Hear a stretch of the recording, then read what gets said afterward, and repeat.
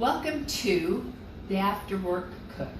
This is going to be a 2-segment per month, so 2 times a month, and it will be eclectic. Whenever I have a recipe I really like, I'll show everybody how I make it and post it on my channel, and then I will post the recipe on my blog, and eventually it will be in a book down the road, probably 10,000 years from now. But I will also have it on the video so you can see how I make it and what I put into it. The After Work Cook is eclectic. You never know what I'm going to have. Like, you could be all these fresh from the farmer's market. Look at these little teeny tomatoes from the farmer's market, all the heirlooms. Fresh pasta made today. These are a couple of things that you will see when I'm making dinner, and you just never know when you're going to see it. Welcome to the first segment of the After Work Cook. And I love to cook, but sometimes when I get home I don't have anything prepared. So like this morning, I pulled out chicken and I didn't know what else to do with it, so I decided to make chicken pie. Now this is kind of like a pot pie, but it's more like a shepherd's pie because instead of crust you have mashed potato over the top, kind of like a shepherd's pie. I think I already said that, but just disregard. But anyway, so here's all the ingredients: the chicken, and I put celery, peas, corn. I'm going to even try it with a little bit of zucchini. I pretty much do whatever I've got in the fridge. So sometimes it's different, sometimes it's the same.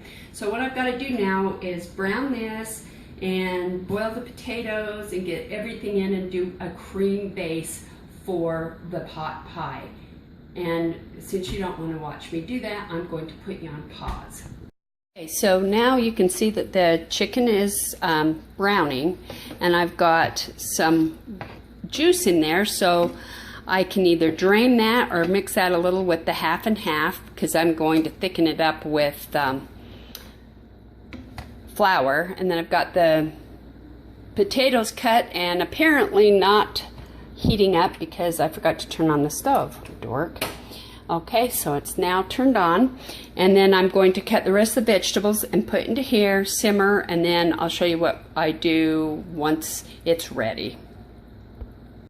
Okay, now that I'm just waiting for the carrots and the celery to kind of get softened, and then I'll put a little bit of half and half in, and then let it come to a boil and just kind of stir in some flour until it thickens.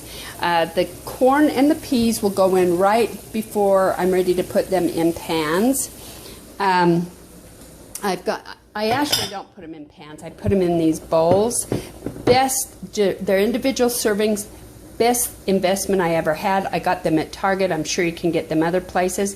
Now it's time for the actual seasonings. I'm going to put fresh basil in. I have trouble finding fresh sage, so I'm going to put fresh or just sage flakes, and salt and pepper to taste.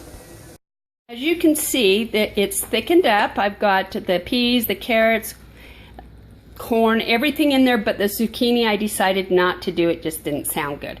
So it's all thickened up and it's ready to put in the pans. And I just want you to know that Kaylee and Ashlyn, my 2 granddaughters, helped me do this. And now to mash. The girls are helping me mash. One's going to do it with one. Hold up your other thing. Oh, I'll take you in a minute when you're doing it. So Kaylee right now is mashing. Now it's Ashlyn. She's doing it with a better kind of a masher to kind of finish it off.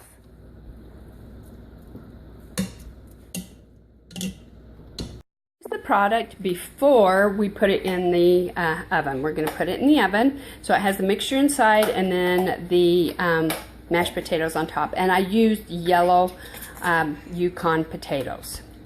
And here they are. They're all done, ready to eat, and you can serve them with rolls or salad or whatever you like.